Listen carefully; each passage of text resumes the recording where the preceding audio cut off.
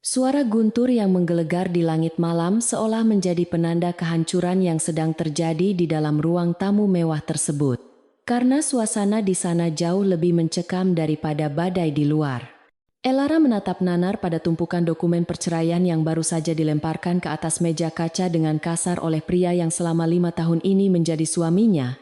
Wajah Adrian tampak dingin dan tanpa emosi. Sedikitpun saat ia berdiri menjulang di hadapan istrinya yang sedang hamil tua.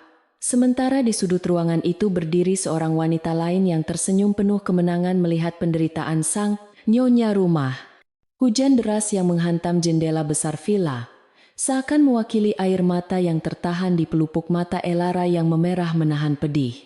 Bella melangkah maju dengan gaya angkuh sambil melingkarkan lengannya yang ramping ke pinggang Adrian seolah ingin menunjukkan kepada dunia siapa pemilik hati pria itu sekarang. Wanita itu menatap perut buncit Elara dengan tatapan jijik yang tidak disembunyikan, lalu berbisik manja meminta Adrian untuk segera mengusir parasit yang mengganggu kebahagiaan mereka malam ini. Adrian mengangguk setuju tanpa ragu sedikitpun kemudian menunjuk ke arah pintu utama dengan jari telunjuknya yang gemetar karena amarah yang tidak beralasan sama sekali. Ia memerintahkan Elara untuk segera mengemasi barang seadanya dan pergi dari rumah megah itu. Detik ini juga tanpa mempedulikan badai besar yang sedang mengamuk di luar sana dengan keganasan yang mematikan. Elara mencoba menahan rasa sakit yang menusuk hatinya demi keselamatan anak perempuan mereka yang bernama Mila dan bayi yang masih ada dalam kandungannya saat ini. Ia beringsut maju mendekati kaki Adrian bukan untuk mengemis cinta yang sudah mati, melainkan memohon belas kasih seorang ayah demi darah dagingnya sendiri yang sedang sakit. Dengan suara bergetar ia mengingatkan suaminya bahwa Mila sedang demam tinggi di kamar atas. Dan dokter telah memperingatkan agar Elara tidak mengalami stres berlebihan demi menjaga kandungan yang lemah. Namun tatapan mata Adrian tetap kosong seolah hati nuraninya telah lama mati tertutup oleh hasutan manis dan kejam dari wanita licik di sampingnya. Pria itu menepis tangan Elara dengan kasar hingga tubuh wanita hamil itu terhuyung ke belakang dan hampir menabrak sudut meja yang tajam yang bisa saja melukai kandungannya. Adrian mendengus kasar sambil menyatakan bahwa ia tidak peduli dengan alasan kesehatan atau cuaca buruk, karena ia sudah muak melihat wajah istrinya yang dianggapnya membosankan dan tidak berguna bagi karirnya yang sedang menanjak. Ia menegaskan bahwa rumah mewah ini adalah hasil kerja kerasnya sendiri, dan Elara tidak memiliki hak sedikitpun untuk tinggal lebih lama di sana menikmati fasilitasnya. Kata-kata tajam itu meluncur begitu mudah dari mulut seorang pria yang dulunya pernah berjanji di depan altar suci untuk melindunginya seumur hidup. Menyadari bahwa tidak ada lagi sisa kemanusiaan dalam diri suaminya, Elara menghapus air matanya dengan punggung tangan dan berusaha menegakkan tubuhnya yang terasa berat dan lelah. Ia melangkah tertatih-tatih menuju tangga melingkar untuk menjemput putri kecilnya yang sedang tertidur lelap dalam demam tinggi, tanpa mengetahui nasib buruk yang menimpa keluarganya. Di dalam kamar bernuansa merah muda itu Elara membangunkan Mila dengan lembut, berusaha menyembunyikan kepanikan yang melanda jiwanya, agar sang anak tidak merasa takut. Gadis kecil berusia 4 tahun itu membuka matanya perlahan, dan bertanya dengan suara parau, mengapa ibunya menangis. Namun Elara hanya tersenyum getir, sambil memakaikan jaket tebal ke tubuh mungil yang terasa panas itu. Ketika Elara turun kembali ke ruang tamu sambil menggendong Mila yang lemah sebuah koper kecil berisi pakaian, seadanya sudah tergeletak di dekat pintu utama dengan kondisi berantakan. Adrian telah melemparkan barang-barang mereka sembarangan seolah-olah mereka adalah sampah yang harus segera dibuang dari kehidupannya yang sempurna demi memuaskan keinginan kekasih barunya. Bella tertawa kecil melihat pemandangan menyedihkan itu, sambil menyesap segelas anggur merah mahal, yang seharusnya menjadi milik Elara di rumah yang ia rawat selama ini. Tidak ada rasa bersalah sedikit pun terpancar dari wajah kedua manusia itu, saat melihat seorang wanita hamil besar menggendong anak sakit, berjalan menuju pintu keluar yang akan membawa mereka ke dalam kegelapan. Angin kencang langsung menerpa wajah Elara. Begitu pintu besar itu terbuka membawa butiran air hujan yang dingin menusuk hingga ke tulang sumsum, membuat napasnya sesak seketika. Ia mendekap Mila lebih erat ke dadanya, berusaha melindungi wajah putrinya dari tamparan angin malam yang ganas, sementara tubuhnya sendiri mulai menggigil hebat karena pakaian yang tipis. Suara pintu jati yang berat dihempaskan dengan keras dari dalam memutus satu-satunya sumber cahaya hangat dan meninggalkan mereka berdua dalam kegelapan pekarangan yang luas.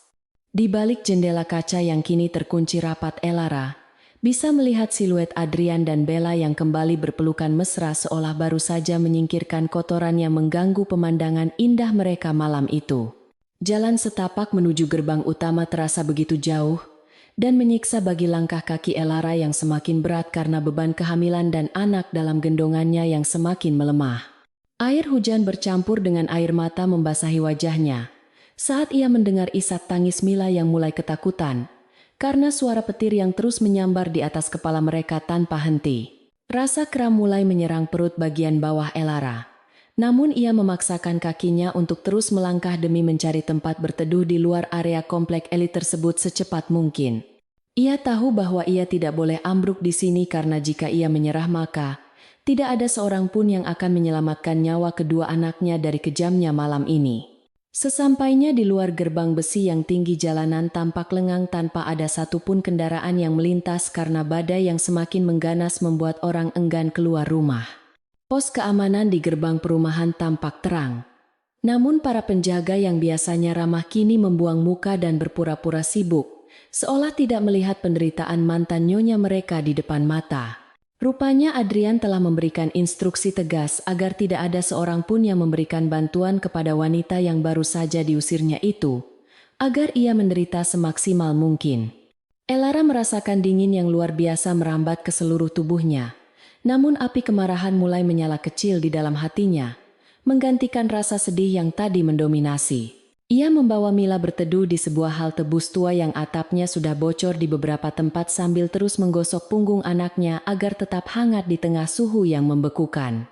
Dari kejauhan, ia menatap nanar ke arah mansion megah di atas bukit yang kini bersinar terang benderang kontras dengan kegelapan yang menyelimuti nasibnya saat ini di pinggir jalan. Di tengah deru angin dan hujan yang memekakan telinga, Elara bersumpah dalam hati bahwa air mata yang jatuh malam ini adalah yang terakhir kalinya ia teteskan untuk pria bernama Adrian. Ia akan bertahan hidup, dan ia akan kembali suatu hari nanti untuk mengambil segala yang menjadi haknya, dan membuat mereka membayar mahal atas setiap detik penderitaan ini. Rasa sakit yang tajam tiba-tiba menyerang perutnya lagi, kali ini lebih intens hingga membuat Elara harus membungkuk dan menahan napas panjang menahan erangan yang ingin keluar. Ia meremas pinggiran bangku halte yang dingin dengan tangan gemetar ketakutan bahwa stres fisik dan mental ini akan membahayakan bayi yang belum lahir dalam kondisi kritis seperti ini. Mila memeluk leher ibunya dengan erat sambil terus memanggil nama ayahnya dalam igauan demam, membuat hati Elara semakin teriris perih mendengar kepolosan anaknya. Malam itu di bawah guyuran hujan badai yang tidak kenal ampun, Elara menyadari bahwa ia benar-benar sendirian di dunia ini tanpa uang dan tanpa tempat berlindung, kecuali tekad baja yang baru tumbuh. Elara akhirnya menemukan sebuah penginapan kecil yang terletak jauh di sudut gang sempit yang kotor di mana bau sampah busuk menyengat hidung bercampur dengan aroma hujan yang amis. Bangunan tua itu tampak sangat rapuh dengan cat dinding yang mengelupas di sana-sini. Namun itu adalah satu-satunya tempat yang bisa ia bayar dengan sisa uang tunai yang ada di sakunya saat ini.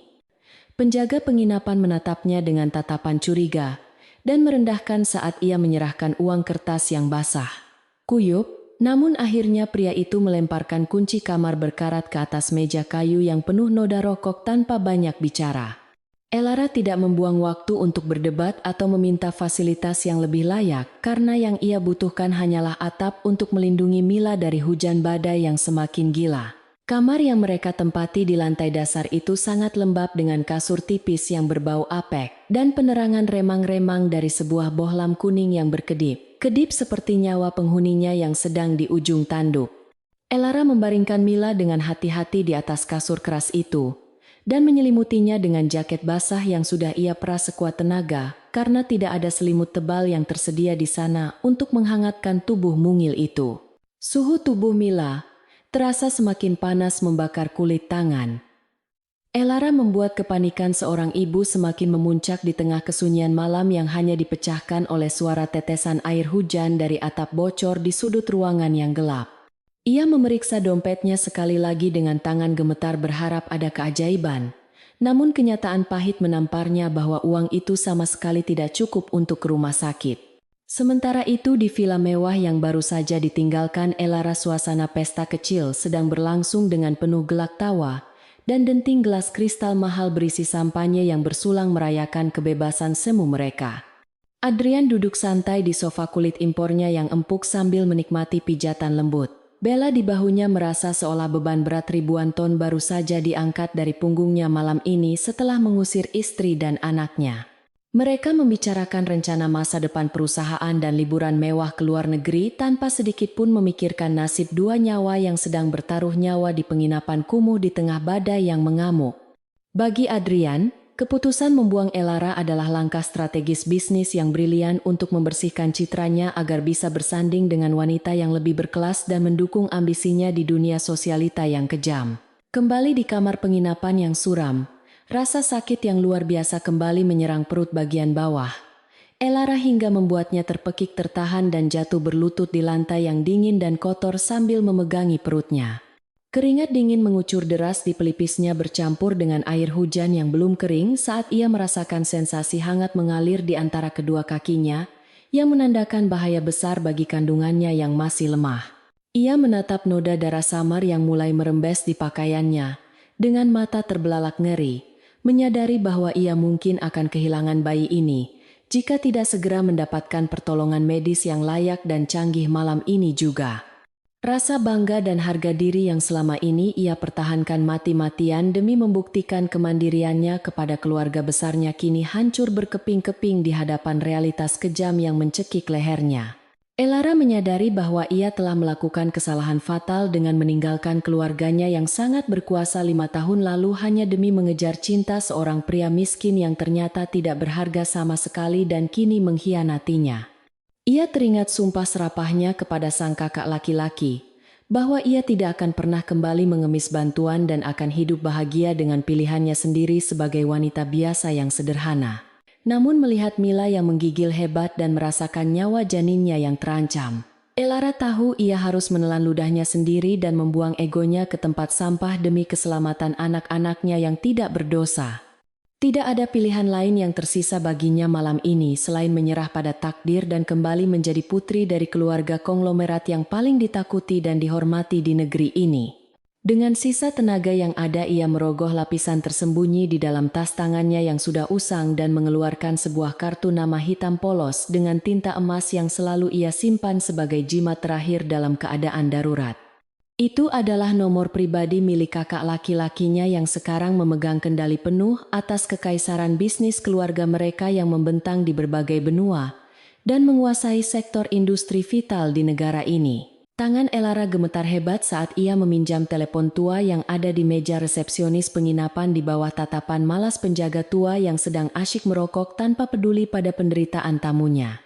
Ia menekan deretan angka itu, dengan hati berdebar kencang berdoa dalam hati, agar sang kakak masih bersedia mengangkat panggilan darurat dari adik yang telah membuang nama besar keluarga demi cinta buta. Nada sambung terdengar beberapa kali sebelum suara bariton yang dingin dan tegas menyapa dari seberang sana membuat air mata Elara tumpah, seketika tanpa bisa ditahan lagi membasahi pipinya yang pucat pasi. Elara mencoba berbicara, namun isak tangisnya menyumbat tenggorokan membuatnya hanya bisa menyebutkan nama panggilan masa kecilnya yang sudah lama tidak pernah diucapkan oleh siapapun selama 5 tahun terakhir ini. Keheningan panjang terjadi di ujung telepon. Sebelum suara pria itu berubah drastis menjadi nada yang penuh kekhawatiran dan kemarahan. Yang tertahan menanyakan keberadaan adiknya saat ini dengan nada mendesak. Elara dengan suara parau dan lemah menyebutkan lokasi penginapan kumuh tempat ia berada sebelum rasa gelap mulai menyelimuti pandangannya karena kelelahan fisik dan mental yang sudah melampaui batas kewajaran manusia biasa. Di seberang sana di sebuah gedung pencakar langit yang menjulang tinggi di pusat ibu kota seorang pria dengan setelan jas mahal membanting teleponnya ke meja marmer hingga retak membuat para eksekutif rapat terlonjak kaget. Bramantyo sang penguasa bisnis yang dikenal tanpa ampun segera berdiri dari kursi kebesarannya dengan wajah merah padam dan meneriakkan perintah kepada asisten pribadinya untuk menyiapkan tim medis terbaik dan konvoi pengawalan sekarang. Juga, wajahnya yang biasanya datar tanpa ekspresi kini dipenuhi oleh amarah yang mengerikan. seolah siap membakar dunia karena mengetahui adik kesayangannya sedang menderita di tempat yang tidak layak. Ia bersumpah dalam hatinya bahwa siapapun yang berani membuat adiknya menangis darah seperti ini akan membayar dengan nyawa dan kehancuran total yang tidak pernah terbayangkan sebelumnya dalam sejarah hidup mereka. Kembali di penginapan kumuh, Elara meletakkan gagang telepon yang menggantung dengan lemas dan menyeret langkahnya kembali ke kamar untuk memeluk Mila erat-erat, sambil menunggu bantuan datang menjemput mereka dari neraka dunia ini. Kesadarannya mulai timbul tenggelam seiring dengan rasa sakit yang semakin menjadi-jadi. Namun ia terus membisikkan kata-kata penenang di telinga putrinya, bahwa paman mereka yang hebat akan segera datang menyelamatkan mereka semua. Ia tahu bahwa setelah malam ini hidupnya tidak akan pernah sama lagi, dan identitas sebagai istri sederhana yang ia jalani selama ini telah berakhir dengan tragis di tangan suaminya sendiri. Elara menutup matanya perlahan, membiarkan kegelapan merenggut kesadarannya tepat saat suara sirine samar-samar mulai terdengar menembus derasnya. Hujan badai di kejauhan sana menandakan kedatangan sang penyelamat. Suara deru mesin mobil yang menggelegar memecah keheningan malam di gang sempit. Itu membuat para penghuni rumah kumuh terbangun dari tidur lelap. Mereka dengan perasaan was-was dan ketakutan yang mendalam. Cahaya lampu sorot yang menyilaukan dari puluhan mobil mewah berwarna hitam pekat seketika mengubah suasana gang yang biasanya gelap gulita menjadi seterang siang hari di tengah guyuran hujan deras yang tak kunjung reda. Para tetangga mengintip dari balik tirai jendela mereka yang kusam dengan mulut ternganga, tidak percaya melihat pemandangan yang biasanya hanya mereka saksikan di layar televisi. Kini terjadi tepat di depan mata kepala mereka sendiri malam ini. Roda-roda besar kendaraan off-road melindas jalanan becek dengan otoritas mutlak, menciptakan cipratan lumpur ke segala arah dan menandakan kedatangan seseorang yang memegang kekuasaan jauh di atas hukum setempat yang berlaku di wilayah kumuh tersebut. Pintu mobil limusin terdepan terbuka secara otomatis dan seorang pria jangkung dengan setelan jas mahal yang sedikit basah, terkena cipratan air hujan, melangkah keluar dengan aura kepemimpinan yang sangat mengintimidasi siapapun yang melihatnya. Bramantyo Wiranata tidak mempedulikan air kotor yang membasahi sepatu kulit buatan Italia miliknya saat ia berjalan tegas menuju pintu penginapan Reyot. Itu diikuti oleh puluhan pengawal berbadan tegap yang bersiaga penuh dengan wajah datar, tanpa emosi. Penjaga penginapan yang tadinya bersikap kasar dan meremehkan kini gemetar hebat di balik meja resepsionisnya. Wajahnya pucat pasi seperti mayat hidup saat menyadari bahwa ia baru saja berurusan dengan keluarga yang salah dan nyawanya mungkin sedang berada di ujung tanduk saat ini. Ia bahkan tidak berani mengangkat kepala ketika rombongan pria berpakaian hitam itu melintasinya seperti badai yang siap menghancurkan segalanya. Tanpa membuang waktu untuk bertanya atau berbasa-basi, Bramantyo menendang pintu kamar nomor 1 hingga engselnya lepas dan hancur berantakan, menimbulkan suara dentuman keras yang mengejutkan tikus-tikus yang bersarang di dalamnya.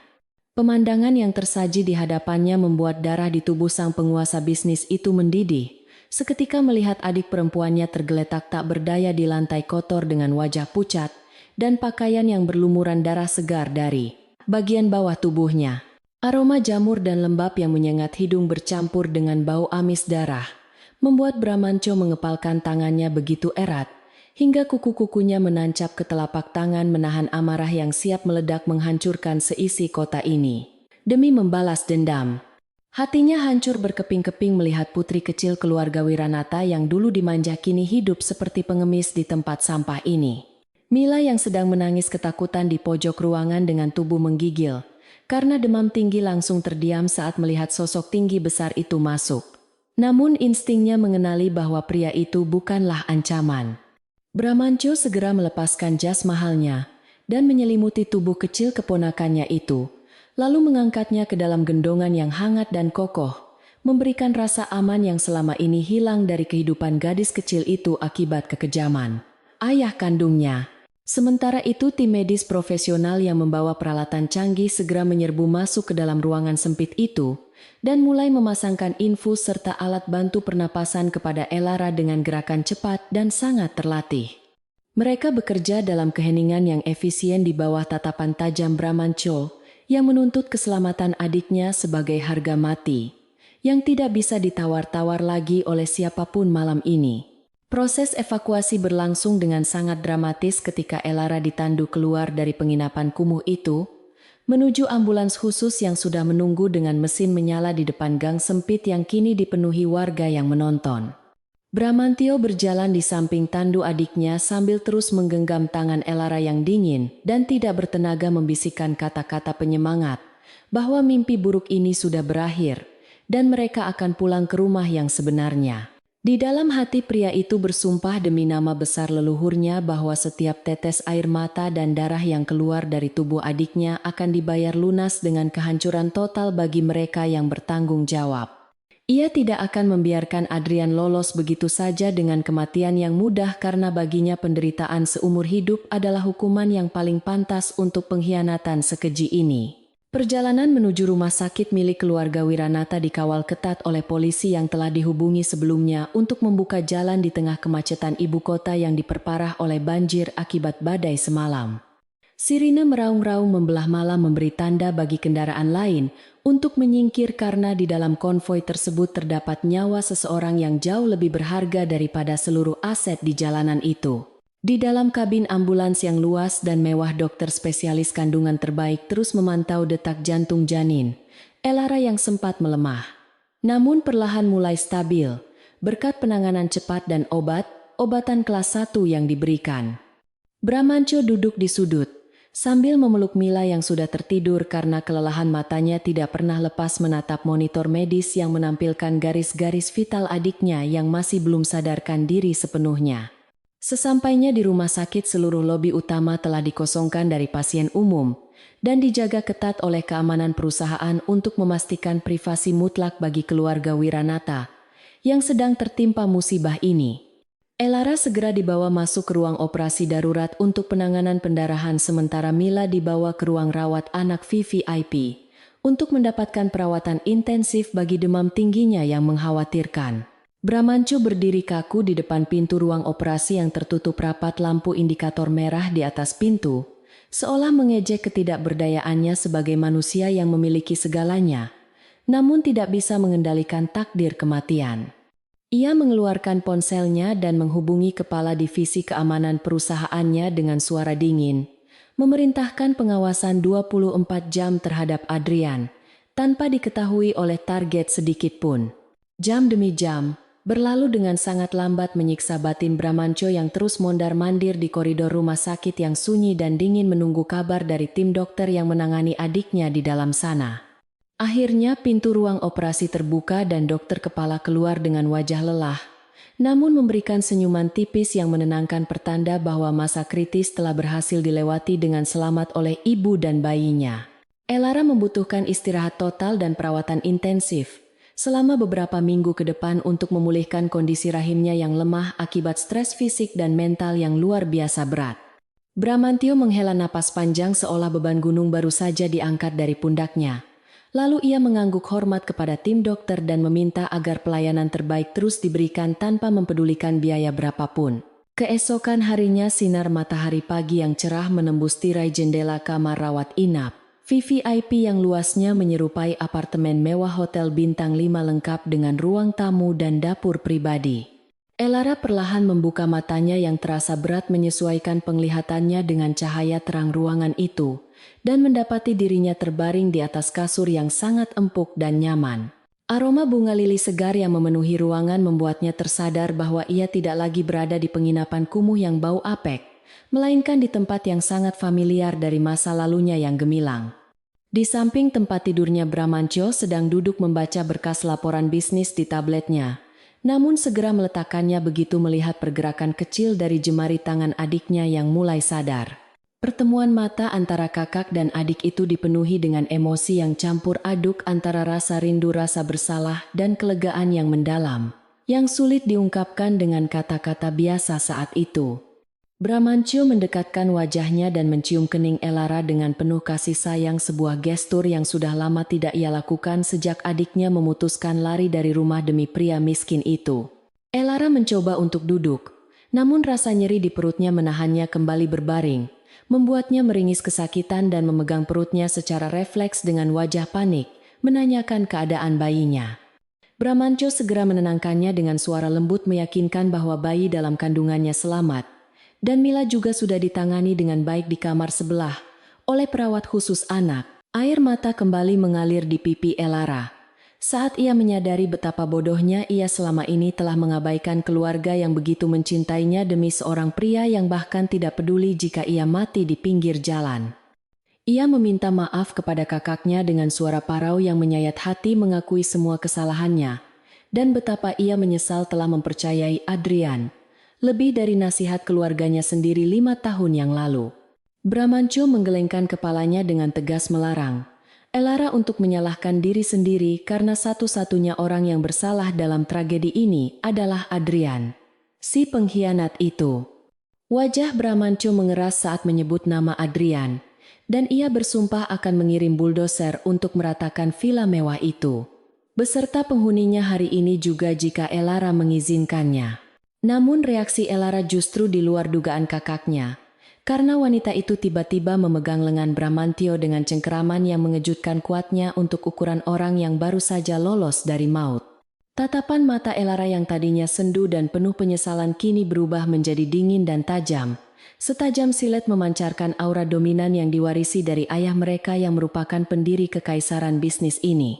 Ia melarang Bramantyo untuk menggunakan cara kasar atau kekerasan fisik terhadap Adrian, karena menurutnya itu terlalu mudah dan tidak akan memberikan kepuasan batin yang sepadan dengan sakit hatinya.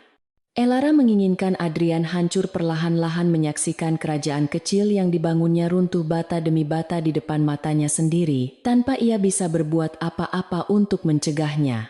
Elara menjelaskan rencananya dengan suara yang tenang, namun menusuk tulang bahwa ia ingin mengambil kembali semua yang pernah ia berikan kepada Adrian, termasuk koneksi bisnis, modal usaha dan reputasi yang selama ini menopang kesuksesan suaminya. Ia mengingatkan Bramantyo bahwa selama ini Adrian bisa sukses bukan karena kemampuannya sendiri melainkan karena saran strategi bisnis yang diam-diam diberikan oleh Elara dari balik layar dapur mereka. Tanpa Elara, Adrian hanyalah seorang pria biasa yang tidak memiliki visi jangka panjang dan mudah ditipu oleh keserakahan dan sanjungan palsu dari orang-orang di sekitarnya. Elara meminta akses penuh kembali ke sumber daya keluarga Wiranata dan posisi strategis di perusahaan induk untuk memulai permainan catur mematikan ini dengan tangannya sendiri. Bramantyo terdiam sejenak menatap adiknya dengan pandangan baru yang penuh kekaguman, menyadari bahwa cobaan berat ini telah menempa Elara menjadi sosok wanita yang jauh lebih kuat dan berbahaya dari sebelumnya. Ia tersenyum tipis, senyum kejam yang hanya dimengerti oleh sesama pebisnis ulung, lalu mengangguk setuju memberikan restu penuh kepada adiknya untuk melakukan apapun yang diperlukan demi kepuasan dendamnya. Ia menyerahkan sebuah cincin stempel berukir lambang keluarga Wiranata yang dulu ditinggalkan Elara di meja riasnya 5 tahun lalu sebagai simbol kembalinya sang putri ke dalam lingkaran kekuasaan tertinggi. Dengan mengenakan cincin itu kembali, Elara secara resmi menyatakan perang terbuka terhadap masa lalunya dan siap untuk menghancurkan siapa saja yang menghalangi jalannya menuju keadilan. Sementara itu di belahan kota lain, Adrian terbangun di ranjang besarnya dengan perasaan aneh yang mengganjal di hatinya meski sinar matahari pagi menyinari kamarnya dengan indah.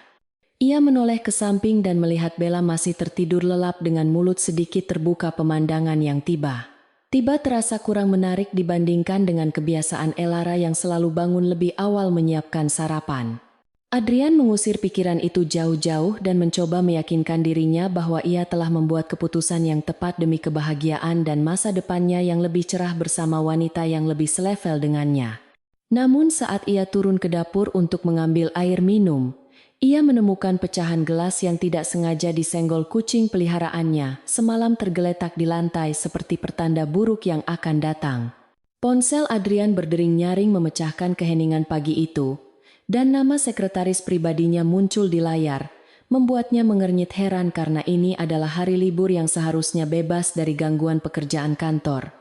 Dengan malas ia mengangkat telepon itu hanya untuk mendengar suara panik sekretarisnya yang memberitahukan bahwa salah satu investor utama mereka tiba-tiba membatalkan pertemuan penting tanpa alasan yang jelas pagi ini. Adrian mendengus kesal, menganggap itu hanya masalah teknis biasa yang bisa ia selesaikan dengan sedikit lobi dan negosiasi ulang nanti siang di kantor. Ia tidak menyadari bahwa pembatalan itu hanyalah kerikil pertama dari longsoran batu besar yang sedang menggelinding cepat menuju ke arahnya. Siap menguburnya hidup dalam waktu dekat. Kembali di rumah sakit, Elara mulai menyusun strategi pertamanya dengan meminjam laptop kerja milik Bramantyo. Jari-jarinya menari lincah di atas keyboard, mencari celah dalam kontrak-kontrak perusahaan Adrian yang pernah ia bantu susun dulu.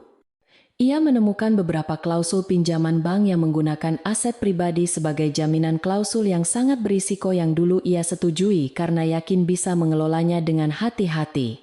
Namun kini dengan Adrian yang ceroboh dan boros, klausul itu akan menjadi senjata mematikan yang bisa digunakan untuk menyita semua harta benda pria itu dalam sekejap mata, jika terjadi gagal bayar sedikit saja. Elara tersenyum dingin membayangkan wajah Adrian ketika pihak bank datang mengetuk pintu vilanya, bukan untuk menawarkan kredit baru, melainkan untuk menyita rumah kebanggaannya itu. Mila dibawa masuk ke kamar ibunya dengan kursi roda didorong oleh seorang perawat yang ramah.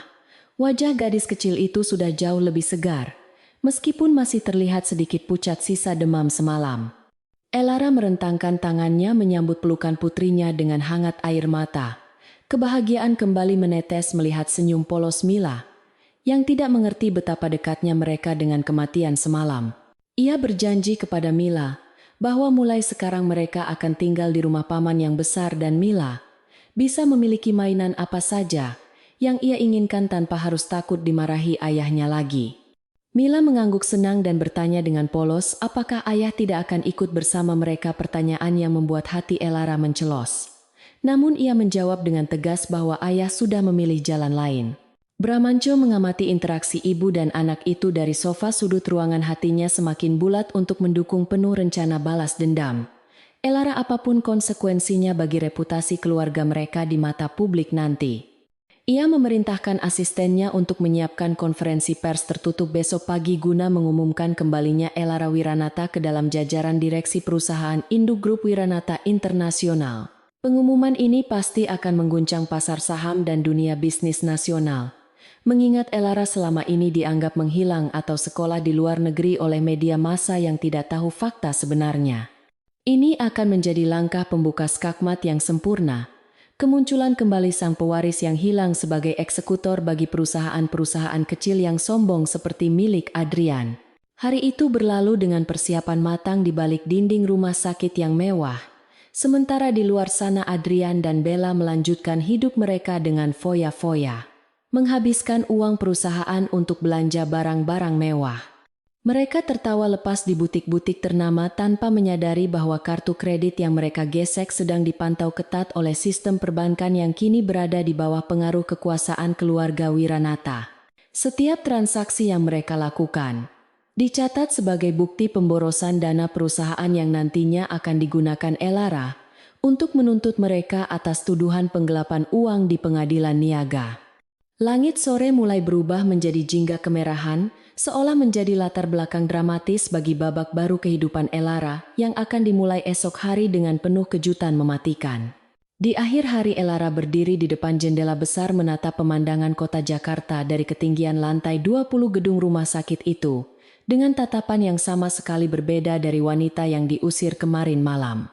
Ia meletakkan tangannya di kaca yang dingin seolah sedang menyentuh wajah kota yang akan segera ia taklukkan kembali dengan kekuatan barunya yang tak terbendung. Nikmatilah hari terakhirmu sebagai Raja Adrian. Bisiknya lirih pada angin yang berhembus di luar sana. Suara itu penuh dengan racun manis yang mematikan. Karena besok saat matahari terbit kau akan menyadari bahwa kau telah membangun istanamu di atas punggung seekor naga yang sedang tidur, dan kini naga itu telah bangun. Adrian duduk di kursi kulitnya yang mahal sambil memutar pena emas di antara jari-jarinya dengan senyum puas menghiasi wajahnya yang tampan namun sombong, karena merasa dunia ada dalam genggamannya. Ia baru saja membayangkan keuntungan besar yang akan ia raup dari proyek pembangunan resort mewah di Bali yang sudah di depan mata dan siap ditandatangani hari ini.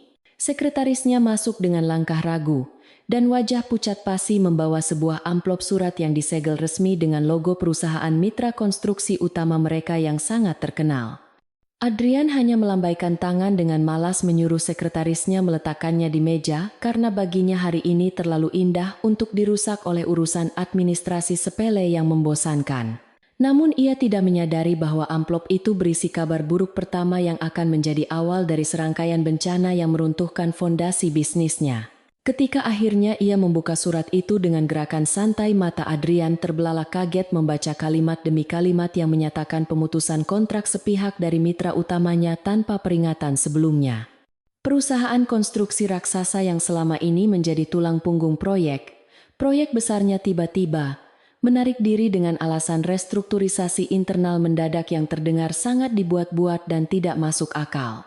Adrian membanting surat itu ke meja hingga vas bunga di sudut mejanya bergetar hebat dan menumpahkan sedikit air ke permukaan kayu mahoni yang mengkilap merusak dokumen penting lainnya. Ia segera menyambar telepon kantornya dan menghubungi direktur perusahaan tersebut dengan nada tinggi menuntut penjelasan yang masuk akal atas keputusan sepihak yang merugikan ini. Namun yang terdengar hanyalah nada sambung yang panjang dan menyakitkan telinga tanpa ada jawaban dari seberang sana, seolah-olah ia sedang dihindari seperti wabah penyakit menular. Sementara itu di lantai teratas gedung pencakar langit Wiranata Tower, yang menjulang membelah langit ibu kota, Elara duduk dengan anggun di balik meja kerja barunya yang jauh lebih besar. Ia mengenakan setelan blazer putih gading yang membalut tubuhnya dengan sempurna, memberikan aura kewibawaan yang selama ini tersembunyi rapat di balik daster lusuh seorang ibu rumah tangga biasa.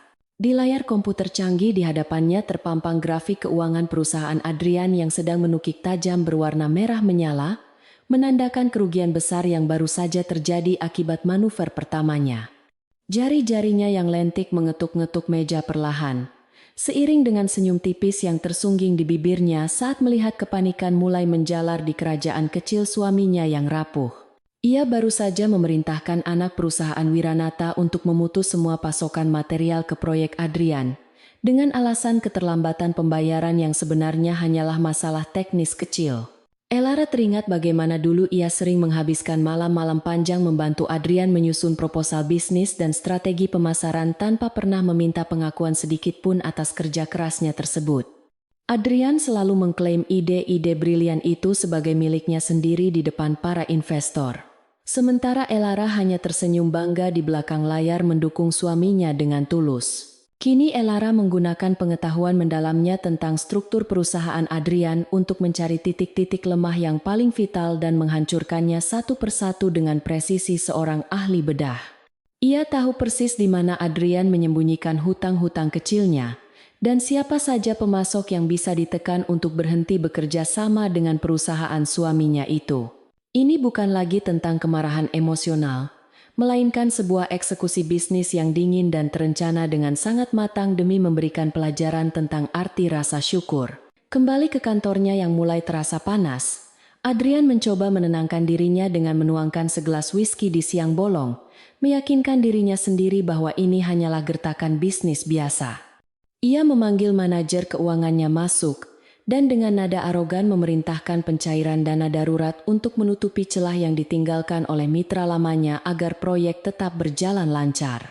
Namun wajah manajer keuangannya tampak ragu dan takut saat memberitahukan bahwa arus kas perusahaan sedang tidak sehat karena pengeluaran pribadi Adrian yang membengkak gila-gilaan belakangan ini. Adrian murka mendengar laporan jujur itu, dan menuduh bawahannya tidak kompeten mengatur uang perusahaan, padahal ia sendiri yang menghabiskannya untuk membelikan perhiasan berlian bagi Bella. Ia mengusir manajer itu keluar dengan teriakan kasar, tanpa mau mengakui bahwa gaya hidup mewahnya adalah sumber utama masalah yang sedang mencekik leher perusahaan saat ini. Masalah tidak berhenti sampai di situ karena telepon seluler Adrian tiba-tiba berdering menampilkan nomor pribadi dari kepala cabang bank, tempat ia meminjam modal usaha yang cukup besar. Dengan nada dibuat ramah dan percaya diri, Adrian menyapa rekan bisnisnya itu berharap bisa mendapatkan sedikit kelonggaran atau bahkan tambahan pinjaman untuk menambal kebocoran dana yang terjadi. Namun suara di seberang sana terdengar kaku dan sangat formal memberitahukan bahwa bank telah melakukan evaluasi ulang terhadap aset jaminan Adrian dan menemukan penurunan nilai yang sangat signifikan. Pihak bank meminta Adrian untuk segera menyetorkan dana tambahan sebagai jaminan atau mereka terpaksa membekukan aset-aset likuid perusahaan dalam waktu 2 kali 24 jam ke depan. Adrian terhenyak di kursinya, wajahnya memucat seketika membayangkan dampak mengerikan jika rekening operasionalnya benar-benar dibekukan oleh bank di saat genting seperti ini. Di tengah kekacauan yang semakin memuncak itu, pintu ruangan Adrian terbuka lebar menampilkan sosok Bella yang masuk dengan membawa tas belanjaan bermerek terkenal dengan wajah ceria tanpa beban. Wanita itu langsung merengut kesal melihat ekspresi suram Adrian dan mulai mengeluh dengan suara manja bahwa kartu kredit tambahan yang diberikan Adrian tadi ditolak saat ia hendak membayar. Ia melemparkan tas belanjaannya ke sofa kulit dan menuntut Adrian untuk segera menelepon bank dan membereskan masalah memalukan itu, agar ia bisa kembali berbelanja dengan tenang bersama teman-temannya. Sikap Bella yang egois dan tidak peka situasi membuat kepala Adrian semakin pening, namun ia tidak berani memarahinya karena takut kehilangan wanita yang ia anggap sebagai trofi itu. Adrian berbohong dengan mengatakan bahwa ada gangguan sistem perbankan nasional dan berjanji akan membereskannya segera demi menenangkan rengekan kekasihnya yang dangkal dan materialistis itu. Malam harinya Adrian mencoba mencari bantuan dengan menghubungi teman-teman sosialitanya yang dulu selalu memuji-muji kesuksesannya dan berjanji akan selalu ada untuk saling mendukung dalam bisnis. Ia menelepon seorang rekan pengusaha properti yang sering ia ajak main golf, berharap bisa mendapatkan pinjaman lunak untuk menutupi kebutuhan mendesak perusahaannya minggu ini. Namun tanggapan yang ia terima sangat mengecewakan karena temannya itu beralasan sedang berada di luar negeri dan sinyalnya buruk sebelum memutus sambungan telepon secara sepihak. Satu persatu orang yang ia hubungi memberikan alasan klise yang sama, seolah-olah mereka sudah tahu bahwa kapal Adrian sedang karam dan mereka tidak ingin ikut tenggelam bersamanya. Adrian membanting ponselnya ke lantai kamar tidur, dengan frustrasi menyadari bahwa persahabatan di dunia bisnis hanyalah ilusi yang dibangun di atas kepentingan uang semata. Sementara itu Elara sedang mengadakan pertemuan virtual rahasia dengan beberapa pemegang saham minoritas di perusahaan Adrian yang selama ini merasa diabaikan oleh manajemen Adrian yang otoriter. Dengan kefasihan bicara dan data-data akurat yang ia miliki, Elara berhasil meyakinkan mereka bahwa kepemimpinan Adrian sedang membawa perusahaan menuju jurang kebangkrutan yang tak terelakkan dalam waktu dekat. Ia menawarkan solusi untuk membeli saham mereka dengan harga di atas pasar. Sebuah tawaran menggiurkan yang sulit ditolak di tengah ketidakpastian ekonomi perusahaan saat ini yang semakin goyah.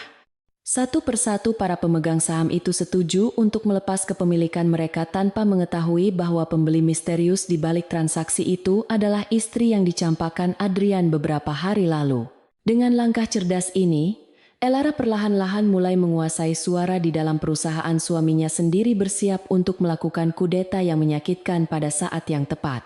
Bramantyo mengamati perkembangan situasi dari laporan harian yang diserahkan oleh tim intelijen bisnisnya dengan perasaan kagum yang semakin besar terhadap kemampuan strategi adiknya yang menakutkan dan efektif.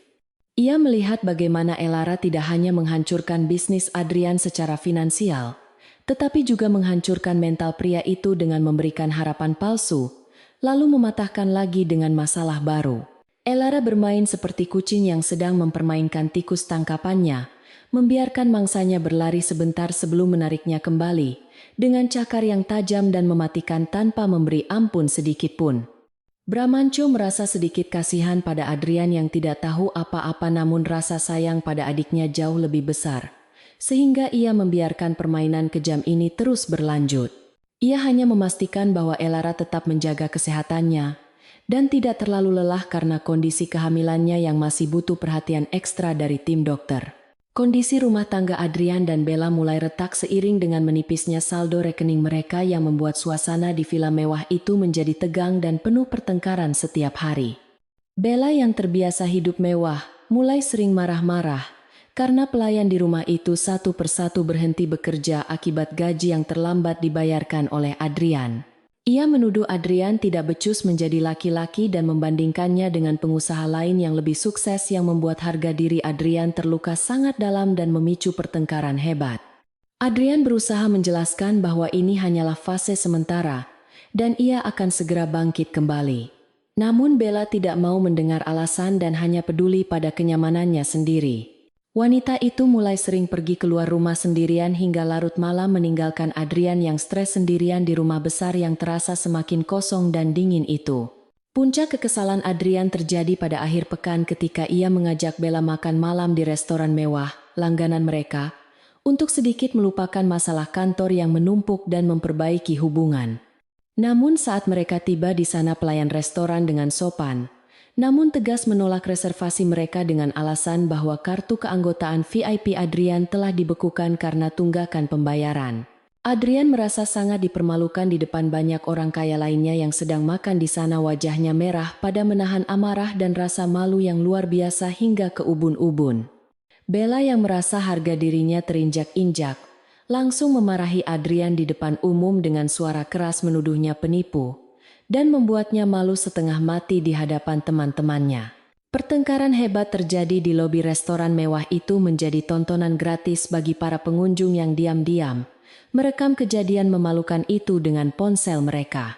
Keesokan paginya video pertengkaran Adrian dan Bella di restoran menyebar luas di media sosial menjadi bahan tertawaan dan gosip panas di kalangan pebisnis dan sosialita ibu kota. Reputasi Adrian yang selama ini dibangun sebagai pengusaha muda sukses dan berkelas hancur, seketika berganti dengan citra pria kasar yang bangkrut dan tidak bisa membayar tagihan makan malam. Para investor yang tadinya masih ragu kini mulai menarik diri secara massal karena tidak ingin diasosiasikan dengan figur publik yang sedang bermasalah dan memalukan seperti itu dalam pandangan masyarakat luas. Telepon di kantor Adrian berdering tanpa henti, bukan membawa kabar baik melainkan berisi ancaman penuntutan dan pembatalan kerjasama dari berbagai pihak yang kecewa dan marah.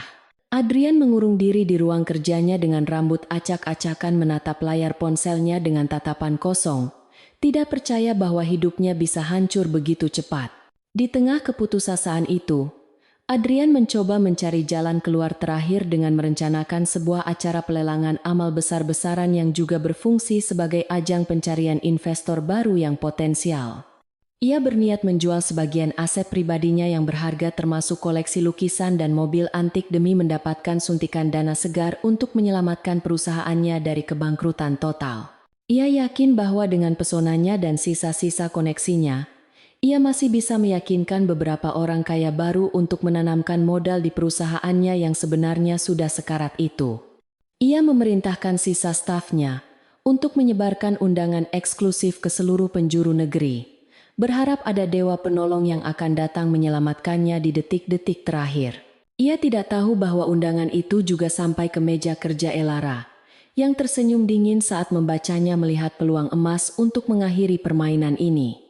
Elara memegang undangan berlapisan emas itu dengan jari-jarinya yang lentik, matanya berkilat penuh tekad saat membayangkan dirinya hadir di sana bukan sebagai istri yang terbuang, melainkan sebagai mimpi buruk Adrian. Ia memanggil asisten pribadinya dan memerintahkan untuk menyiapkan gaun terbaik yang paling memukau dan mempersiapkan tim hukum untuk mendampinginya di acara tersebut besok malam. "Kita akan hadir," ucap Elara pelan, namun penuh dengan kekuatan yang mengintimidasi. "Dan kita akan pastikan Adrian kehilangan segalanya tepat di saat ia merasa memiliki harapan untuk bangkit kembali. Ini akan menjadi panggung pertunjukan terakhir bagi Adrian, di mana ia akan menyadari bahwa lawan terbesarnya bukanlah pasar global, melainkan wanita yang pernah ia sia-siakan." Roda nasib telah berputar sepenuhnya, dan kini giliran Elara yang berada di atas siap melindas siapapun yang pernah menyakiti keluarganya. Bramantyo masuk ke ruangan Elara dan melihat adiknya sedang menatap undangan itu dengan ekspresi yang sulit diartikan, campuran antara kesedihan masa lalu dan kemenangan masa depan yang sudah di depan mata. Ia menepuk bahu Elara dengan lembut, memberikan dukungan moral tanpa kata-kata, meyakinkan bahwa ia akan selalu berdiri di samping adiknya menghadapi badai apapun yang mungkin terjadi. Bramantyo tahu bahwa malam pelelangan itu akan menjadi momen yang sangat emosional bagi Elara. Namun ia percaya adiknya sudah cukup kuat untuk menghadapinya dengan kepala tegak.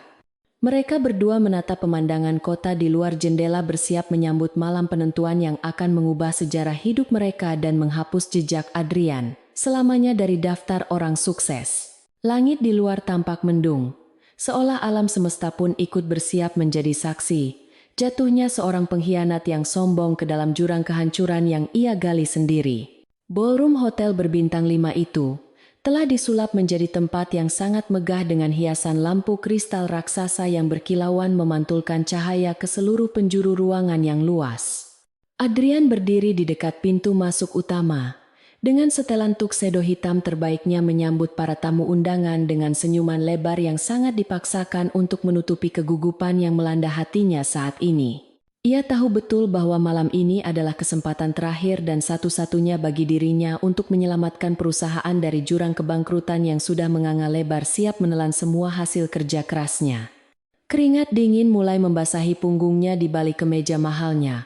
Setiap kali ia melihat tamu penting berjalan melewatinya dengan tatapan dingin, tanpa memberikan respon hangat seperti yang biasa ia terima dulu saat masih berjaya. Bella berdiri di sampingnya dengan mengenakan gaun merah menyala yang potongannya terlalu rendah dan mencolok berusaha menarik perhatian para istri pengusaha kaya dengan obrolan basa-basi yang terdengar sangat dangkal. Namun sebagian besar tamu wanita dari kalangan elit justru memandang rendah ke arahnya dan berbisik-bisik di belakang kipas tangan mereka, membicarakan skandal video pertengkaran di restoran yang viral kemarin. Adrian merasakan ketegangan yang semakin memuncak setiap kali melihat tatapan sinis dan merendahkan yang ditujukan kepada pasangan barunya itu. Namun ia tidak bisa berbuat apa-apa, selain menelan rasa malu yang membakar wajahnya. Ia sangat berharap kehadiran perwakilan misterius dari grup Wiranata yang dikabarkan akan datang malam ini bisa mengubah arah angin keberuntungannya dan menyelamatkan sisa-sisa reputasi bisnisnya yang sudah hancur. Desas-desus mulai menyebar dengan cepat di antara para tamu undangan seperti api yang membakar rumput kering bahwa seorang investor besar dari keluarga konglomerat paling berpengaruh di negeri ini akan hadir. Adrian merasa jantungnya berdegup kencang penuh harap membayangkan jika ia bisa mendapatkan suntikan dana segar dari raksasa bisnis tersebut. Maka semua masalah hutang dan arus kasnya akan selesai dalam sekejap mata. Ia terus-menerus memperbaiki letak dasi kupu-kupunya dengan tangan gemetar dan memastikan penampilannya sempurna di pantulan kaca jendela, agar bisa memberikan kesan pertama yang meyakinkan di hadapan calon penyelamatnya itu nanti. Tanpa ia sadari jarum jam terus berputar mendekati waktu kedatangan tamu kehormatan yang sebenarnya akan menjadi malaikat pencabut nyawa bagi karir bisnis dan kehidupan pribadinya. Tiba-tiba, suasana di lobi hotel menjadi hening. Seketika saat sebuah iring-iringan mobil mewah yang dipimpin oleh Rolls-Royce Phantom berwarna hitam, mengkilap berhenti tepat di depan karpet merah dengan keanggunan yang mengintimidasi. Para petugas valet bergegas membukakan pintu mobil dengan sikap sangat hormat membungkuk dalam-dalam seolah sedang menyambut kedatangan seorang raja dan ratu dari kerajaan tetangga yang sangat berkuasa. Bramanco keluar terlebih dahulu dengan aura kekuasaan yang begitu kuat dan mendominasi, membuat siapapun yang melihatnya secara naluriah akan menundukkan kepala sebagai tanda penghormatan yang tulus. Ia kemudian mengulurkan tangannya yang kokoh ke dalam mobil untuk membantu seorang wanita keluar, sebuah gestur kelembutan yang sangat jarang dilakukan oleh pria sedingin dan sekuasa dirinya di depan umum. Kaki jenjang yang dibalut sepatu hak tinggi bertahtakan berlian menapak anggun di atas karpet merah diikuti dengan kemunculan sosok wanita yang kecantikannya seolah membius seluruh orang yang hadir di sana hingga lupa bernapas. Elara mengenakan gaun malam berbahan sutra biru tua rancangan desainer ternama Paris, yang memeluk tubuhnya dengan sempurna menonjolkan kehamilan yang kini terlihat sangat elegan dan mempesona alih-alih menyedihkan. Rambutnya yang dulu selalu diikat sembarangan saat mengurus rumah, kini tergerai indah dengan gelombang lembut dihiasi jepit rambut. Berlian langka yang harganya mungkin setara dengan nilai seluruh aset Adrian saat ini. Wajahnya dipoles dengan riasan minimalis, namun tegas memancarkan harisma seorang wanita bangsawan yang tidak tersentuh oleh penderitaan duniawi sedikitpun dan siap memerintah dunia. Saat Elara dan Bramantio melangkah memasuki ballroom utama, seluruh percakapan terhenti seketika digantikan oleh suara decak kagum dan bisik penasaran dari para tamu yang terpesona oleh pasangan kakak beradik itu. Adrian yang sedang sibuk berbicara dengan seorang bankir tua, langsung terdiam kaku, lidahnya keluh saat matanya menangkap sosok wanita yang berjalan di samping Bramantio Wiranata dengan dagu terangkat tinggi penuh percaya diri. Ia menyipitkan matanya berusaha mengenali wajah familiar itu. Namun otaknya menolak untuk percaya bahwa wanita Bagdewi itu adalah istri kumuh yang baru saja ia usir ke tengah badai beberapa hari yang lalu. Jantungnya seolah berhenti berdetak sesaat ketika wanita itu menoleh ke arahnya dan memberikan senyuman tipis yang sangat dingin dan menusuk hingga ke tulang sumsumnya, membuatnya merasa kerdil. Bella yang berdiri di samping meja prasmanan menjatuhkan gelas sampahnya mahal yang dipegangnya hingga pecah berkeping. Keping menimbulkan suara gaduh yang memecah keheningan ruangan yang mencekam itu seketika. Wajahnya pucat pasi seperti kertas saat menyadari bahwa wanita yang menjadi pusat perhatian malam ini adalah Elara saingannya, yang selama ini ia anggap remeh dan ia hina sebagai parasit tak berguna. Rasa iri dan takut bercampur menjadi satu di dalam dadanya membuat kakinya gemetar lemas hingga ia harus berpegangan pada tepi meja agar tidak jatuh pingsan di tempat karena syok berat. Bagaimana mungkin seorang wanita yang diusir tanpa membawa apa-apa kini kembali dengan penampilan yang jauh lebih mewah dan berkelas daripada dirinya yang sudah berusaha keras tampil cantik, namun gagal total. Bramantyo membimbing Elara menuju podium utama di mana pembawa acara dengan gugup segera menyerahkan mikrofon kepada sang penguasa bisnis yang sangat disegani itu untuk memberikan sambutan pembuka acara lelang. Dengan suara bariton yang menggema ke seluruh ruangan, Bramantyo memperkenalkan wanita di sampingnya sebagai Elara Wiranata, adik kandungnya, sekaligus pemilik saham mayoritas baru dari grup Wiranata Internasional yang legendaris. Pengumuman itu meledak seperti bom atom di telinga Adrian yang seketika merasa dunianya runtuh dan berputar hebat, membuatnya harus berpegangan erat pada sandaran kursi terdekat agar tidak ambruk. Nama belakang Wiranata yang disandang. Elara menjelaskan segalanya tentang siapa sebenarnya wanita yang selama ini ia perlakukan seperti pembantu di rumah tangganya sendiri, dan betapa besar kesalahan fatal yang telah ia buat.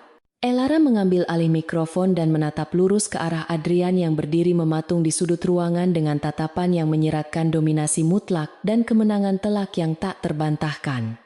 Ia berbicara dengan nada tenang, namun tegas tentang pentingnya integritas dan kesetiaan dalam dunia bisnis maupun kehidupan pribadi, menyindir halus perilaku Adrian tanpa perlu menyebut namanya secara langsung. Ia mengumumkan bahwa perusahaannya tertarik untuk mengakuisisi seluruh aset yang dilelang malam ini, namun bukan untuk menyelamatkan pemilik lama, melainkan untuk mengambil alih manajemen sepenuhnya dan merestrukturisasi ulang. Para tamu undangan bertepuk tangan riuh, memuji visi bisnis Elara yang tajam dan berani, sementara Adrian merasa seperti sedang ditelanjangi di depan umum tanpa bisa membela diri sedikit pun dari serangan verbal yang elegan itu. Adrian dengan langkah sempoyongan mencoba menerobos kerumunan pengawal untuk mendekati panggung tempat Elara berdiri bersinar terang di bawah sorotan lampu sorot utama, layaknya seorang dewi keadilan yang turun ke bumi. Ia berteriak memanggil nama Elara dengan suara parau, berusaha mengingatkan wanita itu tentang hubungan suami istri yang pernah mereka jalin selama 5 tahun terakhir ini, demi mendapatkan sedikit belas kasihan. Namun para pengawal berbadan tegap dari keluarga Wiranata, dengan cepat menghalangi jalannya dan mendorongnya mundur dengan kasar, memperlakukannya seperti pengganggu yang tidak diinginkan di pesta elit tersebut. Elara hanya menatapnya sekilas dari atas panggung, tatapan yang penuh dengan rasa kasihan sekaligus jijik, seolah sedang melihat serangga kecil yang mengganggu pemandangan indahnya malam itu. Di tengah kekacauan itu Elara turun dari panggung dan berjalan perlahan dengan anggun mendekati Adrian yang kini tertahan oleh 2 orang petugas keamanan dengan wajah merah padam karena amarah dan malu yang tak tertahankan. Ia berdiri tepat di hadapan pria itu, jarak mereka begitu dekat hingga Adrian bisa mencium aroma parfum mahal yang menguar dari tubuh Elara, aroma kesuksesan yang tidak akan pernah bisa ia gapai lagi. Dengan suara rendah yang hanya bisa didengar oleh mereka berdua, Elara berbisik bahwa ini baru permulaan dari kehancuran yang sesungguhnya dan Adrian harus bersiap kehilangan lebih banyak lagi daripada sekadar harta benda. Ia mengingatkan Adrian tentang malam badai itu, saat ia mengusir istri dan anaknya tanpa belas kasihan. Dan kini karma telah datang menagih bayaran tunai, dengan bunga yang sangat tinggi. Bella yang melihat situasi semakin tidak terkendali dan menyadari kekalahannya mencoba melarikan diri lewat pintu samping. Namun langkahnya terhenti oleh beberapa petugas wanita yang sudah diperintahkan untuk menahannya di tempat. Elara menoleh ke arah Bella dan memberikan tatapan peringatan yang tajam membuat nyali wanita perebut suami orang itu menciut. Seketika menjadi sebesar biji jagung di hadapan sang pewaris sejati.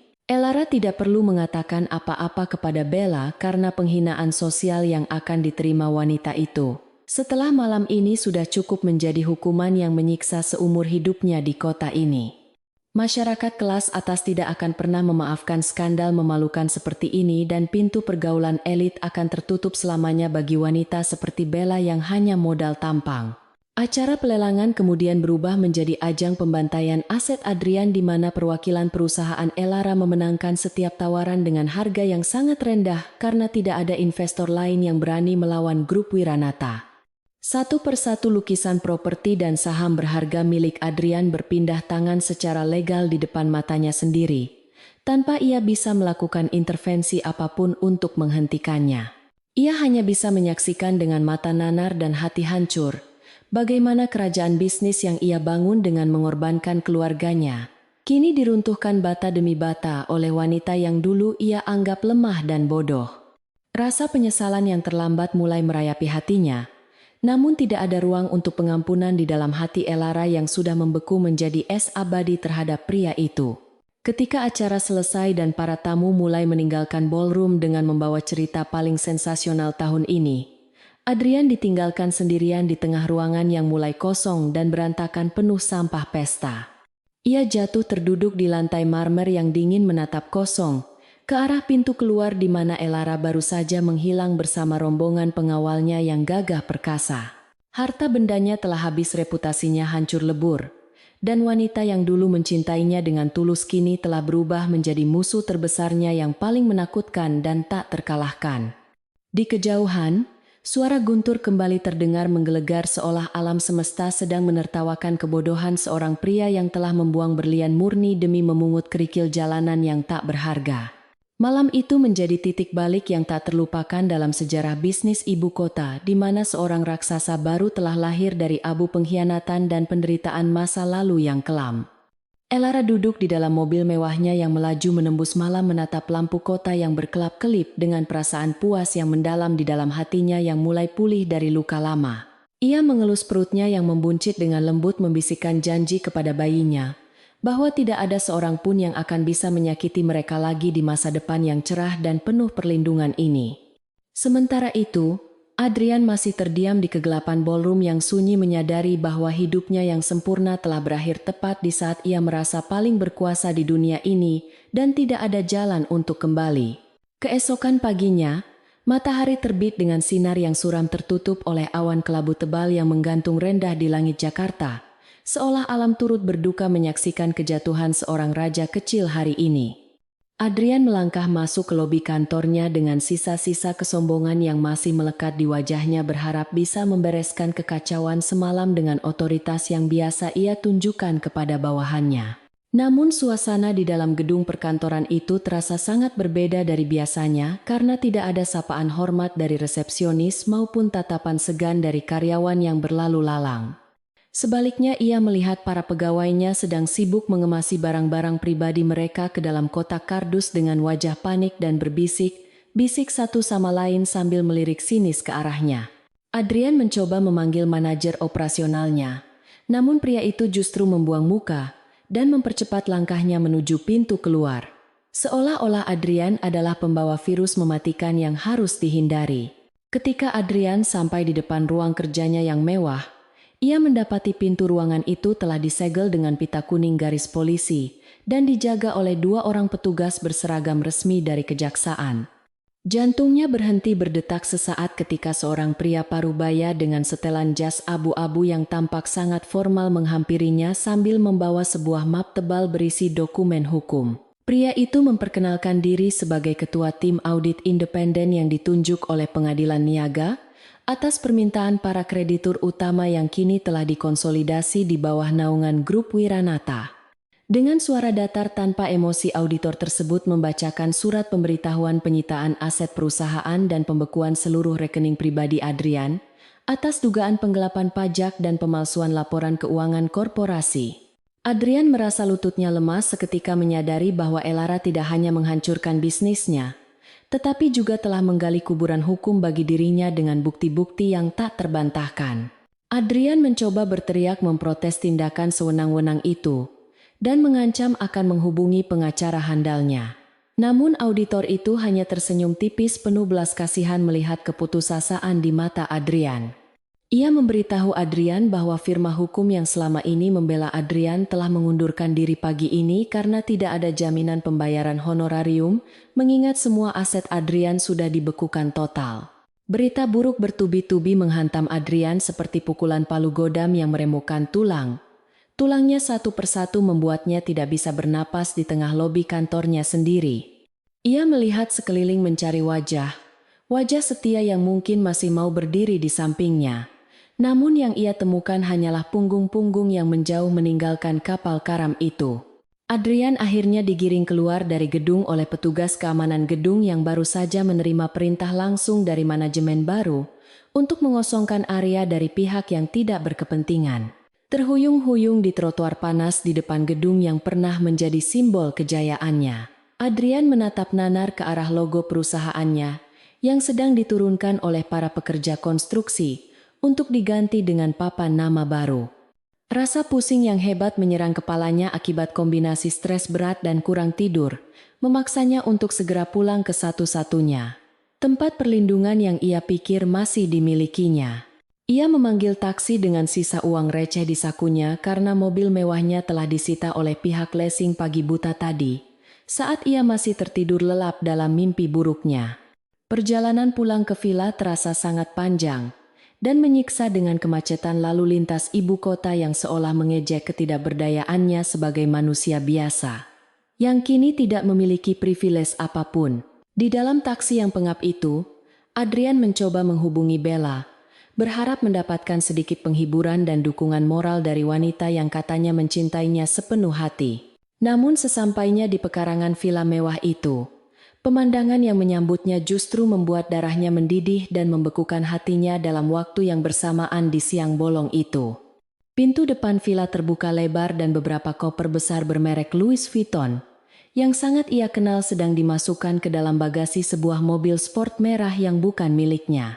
Bella keluar dari dalam rumah dengan mengenakan kacamata hitam besar dan pakaian modis, sambil menjinjing tas tangan berisi perhiasan-perhiasan mahal pemberian Adrian selama ini. Tidak ada jejak air mata atau kesedihan di wajah wanita itu, yang ada hanyalah ekspresi dingin dan tidak sabar, seolah ia sedang terburu-buru mengejar jadwal penerbangan liburan. Adrian berlari menghampiri Bella dan mencengkeram lengan wanita itu menuntut penjelasan atas apa yang sedang terjadi di saat ia sedang membutuhkan dukungan terbesarnya saat ini. Bella menepis tangan Adrian dengan kasar seolah-olah sentuhan pria itu adalah kotoran yang menjijikan dan menatapnya dengan tatapan merendahkan yang belum pernah Adrian lihat sebelumnya selama mereka bersama. Dengan nada bicara yang tajam dan menyakitkan, Bella mengatakan bahwa ia tidak pernah mendaftar untuk hidup susah bersama pria bangkrut yang bahkan tidak bisa membayar tagihan kartu kreditnya sendiri. Ia mengakui tanpa rasa malu bahwa satu-satunya alasan ia mau bersama Adrian adalah karena fasilitas mewah dan gaya hidup glamor yang bisa diberikan pria itu kepadanya dulu. Sekarang setelah Adrian tidak memiliki apa-apa lagi, Bella merasa tidak ada gunanya membuang waktu mudanya untuk menemani seorang pecundang yang akan segera masuk penjara karena kasus penipuan. Kata-kata itu menancap tepat di jantung Adrian, menghancurkan sisa-sisa harga dirinya sebagai laki-laki yang merasa diinginkan dan dicintai. Adrian jatuh berlutut di atas paving block yang panas, memohon kepada Bella untuk tidak meninggalkannya sendirian menghadapi badai kehancuran ini demi cinta yang pernah mereka bagi bersama di tempat tidur. Ia berjanji akan bangkit kembali dan memberikan segalanya lagi kepada Bella, jika wanita itu mau bersabar sedikit saja menemani masa-masa sulit ini sebagai pasangan setia. Namun Bella hanya tertawa sinis, tawa yang terdengar sangat mengerikan di telinga Adrian, sambil masuk ke dalam mobil sport merah, di mana seorang pria muda kaya raya sudah menunggu di balik kemudi. Mobil itu melaju kencang meninggalkan debu dan asap knalpot yang menerpa wajah Adrian meninggalkan pria itu menangis meraung-raung di halaman rumahnya sendiri, yang sebentar lagi juga akan disita. Kesunyian yang mencekam menyelimuti villa itu, setelah kepergian Bella menyisakan Adrian yang benar-benar sendirian, tanpa harta, tanpa cinta, dan tanpa masa depan. Sore harinya petugas bank datang bersama juru sita pengadilan untuk melakukan eksekusi pengosongan rumah, karena Adrian telah gagal membayar cicilan hipotek yang membengkak akibat bunga denda yang menumpuk. Adrian hanya bisa pasrah saat barang-barang pribadinya dikeluarkan secara paksa dan diletakkan di pinggir jalan seperti sampah yang tidak berharga oleh orang-orang bertubuh kekar itu. Ia duduk di trotoar menatap langit sore yang mulai memerah, meratapi nasibnya yang berubah drastis, 180 derajat, hanya dalam hitungan hari sejak ia mengusir Elara. Rasa lapar dan haus mulai menyiksanya. Namun ia tidak memiliki uang sepeser pun untuk membeli makanan atau minuman di warung terdekat karena dompetnya sudah kosong melompong. Tiba-tiba bayangan wajah Elara dan Mila muncul di benaknya memberikan secercah harapan palsu bahwa mungkin istri pertamanya itu masih memiliki sisa belas kasihan di hatinya. Didorong oleh rasa putus asa yang mendalam dan insting bertahan hidup yang primitif, Adrian memutuskan untuk pergi menemui Elara di kediaman keluarga Wiranata yang alamatnya baru ia ketahui dari berkas gugatan cerai. Ia berjalan kaki sejauh beberapa kilometer dengan pakaian kusut dan wajah kusam, mengabaikan tatapan jijik dari orang-orang yang berpapasan dengannya di jalanan. Pikirannya dipenuhi dengan skenario manipulatif di mana ia akan menggunakan anak-anak mereka sebagai senjata emosional untuk meluluhkan hati Elara yang ia tahu sangat keibuan. Ia yakin bahwa Elara tidak akan tega melihat ayah dari anak-anaknya menderita di jalanan dan pasti akan memberikan bantuan, atau setidaknya mencabut tuntutan hukumnya. Adrian masih belum menyadari bahwa Elara yang akan ia temui nanti bukanlah Elara yang sama dengan wanita lemah lembut yang dulu selalu menuruti segala perintahnya di rumah. Sesampainya di gerbang besi raksasa mansion keluarga Wiranata yang dijaga ketat oleh pasukan keamanan bersenjata lengkap, Adrian dihadang dan dilarang masuk karena tidak memiliki janji temu. Ia mulai berteriak-teriak histeris memanggil nama Elara dan Mila mencoba menarik perhatian siapapun yang ada di dalam rumah megah bak istana dongeng itu agar keluar menemuinya. Aksinya yang memalukan itu mengundang perhatian para tetangga elit di sekitar kawasan tersebut. Namun Adrian sudah tidak peduli lagi dengan harga dirinya yang memang sudah tidak ada. Akhirnya gerbang itu terbuka perlahan dan Elara muncul dengan didampingi oleh Bramantio dan beberapa pengawal pribadi berjalan mendekati pagar dengan langkah tenang, namun penuh kewibawaan. Elara menatap Adrian dari balik jeruji besi gerbang, tatapannya dingin dan datar seperti permukaan danau beku di musim dingin yang mematikan. Adrian langsung menjatuhkan dirinya ke tanah bersujud di depan kaki Elara, sambil menangis tersedu-sedu mengucapkan kata-kata maaf, yang terdengar sangat menyedihkan dan penuh kepalsuan. Ia memohon agar Elara mengingat masa-masa indah pernikahan mereka dan memikirkan nasib Mila, serta bayi yang belum lahir jika ayahnya harus hidup menggelandang atau masuk penjara. Ia berusaha menyentuh tangan Elara melalui celah pagar, namun Bramantio dengan sigap menepis tangan kotor itu dengan tatapan jijik yang tidak disembunyikan sama sekali. Adrian terus meracau tentang betapa ia telah hilaf dan menjadi korban manipulasi. Bella berusaha melimpahkan semua kesalahan kepada wanita lain, agar dirinya terlihat bersih. Sandiwara murahan itu tidak memberikan efek apapun pada Elara yang justru semakin menatapnya dengan pandangan yang sulit diartikan antara kasihan dan muak. Elara menghela napas panjang lalu berbicara dengan suara yang tenang. Namun setiap katanya mengandung kekuatan hukum dan emosional yang menghantam Adrian lebih keras daripada pukulan fisik manapun.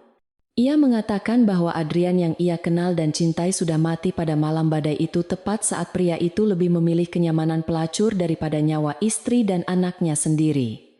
Elara menegaskan bahwa ia tidak melakukan semua ini karena dendam buta, melainkan untuk menegakkan keadilan bagi dirinya dan anak-anaknya yang hampir mati konyol karena kekejaman Adrian. Ia mengungkapkan bahwa semua bukti penipuan dan penggelapan dana yang dilakukan Adrian selama bertahun-tahun telah diserahkan kepada pihak berwajib lengkap dengan saksi kuncinya.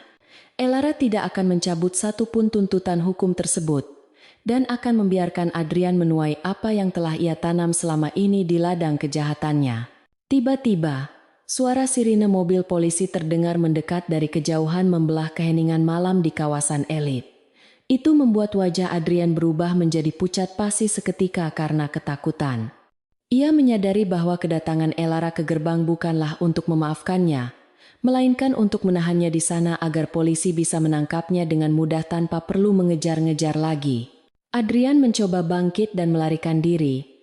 Namun kakinya terlalu lemas dan para pengawal Bramantio dengan sigap menahannya agar tidak bisa pergi kemana-mana lagi.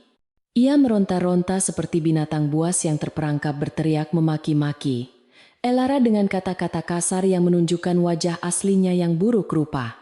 Topeng penyesalan yang tadi ia pakai seketika hancur berkeping-keping, digantikan oleh kebencian murni yang terpancar dari mata merahnya yang liar.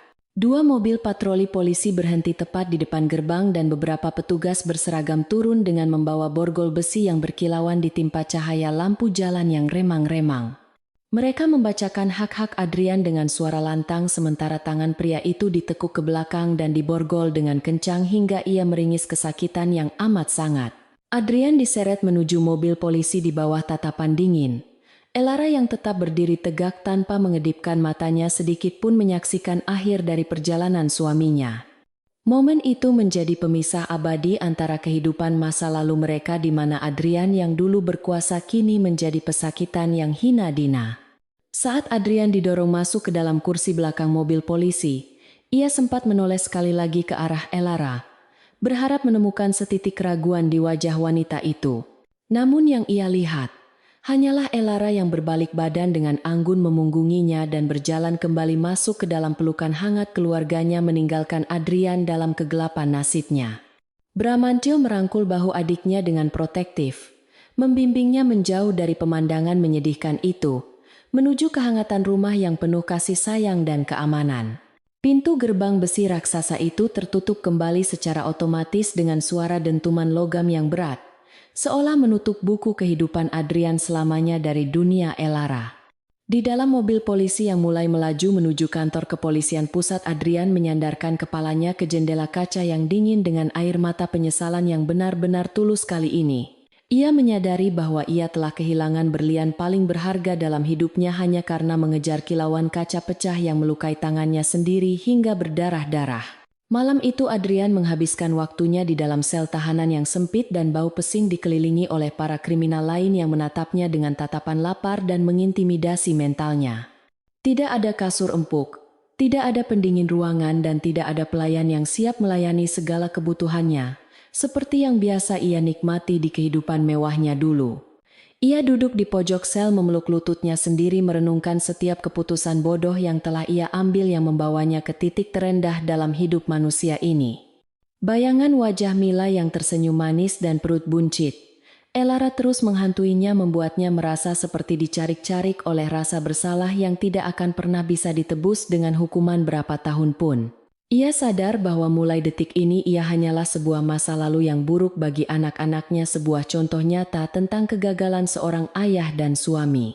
Sementara itu di dalam mansion Wiranata, Elara duduk di samping tempat tidur Mila yang sedang tertidur lelap dengan wajah damai, tanpa beban sedikit pun dalam mimpinya yang indah. Ia mengelus rambut putrinya dengan lembut merasakan kelegaan luar biasa yang mengalir di seluruh pembuluh darahnya, karena mengetahui bahwa monster yang mengancam kebahagiaan mereka telah disingkirkan.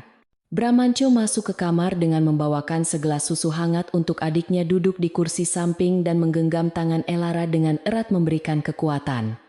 Mereka tidak perlu banyak bicara karena keheningan malam itu sudah cukup menjelaskan bahwa badai besar telah berlalu, dan kini saatnya mereka membangun kembali puing-puing yang tersisa. Elara tersenyum tipis merasakan tendangan kecil dari bayi dalam kandungannya, seolah anak itu juga ikut merayakan kemenangan ibu mereka atas ketidakadilan. Berita penangkapan Adrian menyebar luas di media massa keesokan harinya menjadi tajuk utama di berbagai surat kabar dan program berita televisi nasional yang membahas skandal korupsi korporasi. Publik menghujat Adrian habis-habisan dan memuji tindakan tegas aparat hukum, serta keberanian Elara dalam membongkar kejahatan suaminya sendiri demi integritas bisnis. Nama Elara Wiranata semakin bersinar sebagai simbol wanita kuat dan berprinsip yang tidak takut melawan arus demi kebenaran meskipun harus mengorbankan perasaannya sendiri.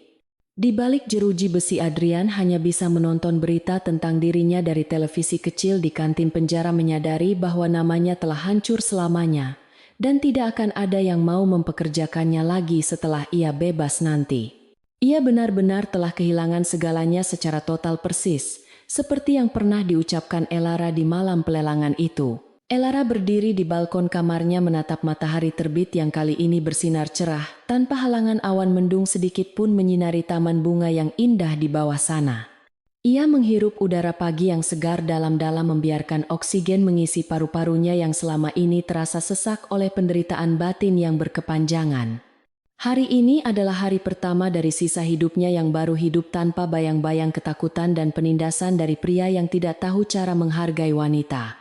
Ia tahu perjalanan ke depan sebagai ibu tunggal dari 2 anak tidak akan mudah, namun dengan dukungan keluarga dan kekuatan yang ia miliki, ia yakin bisa melewatinya dengan kepala tegak.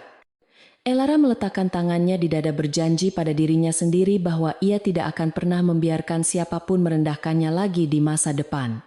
Waktu berlalu dengan kecepatan yang tidak terasa, seperti pasir halus yang mengalir di sela-sela jari, membawa perubahan musim dan nasib bagi setiap manusia di bumi ini tanpa terkecuali.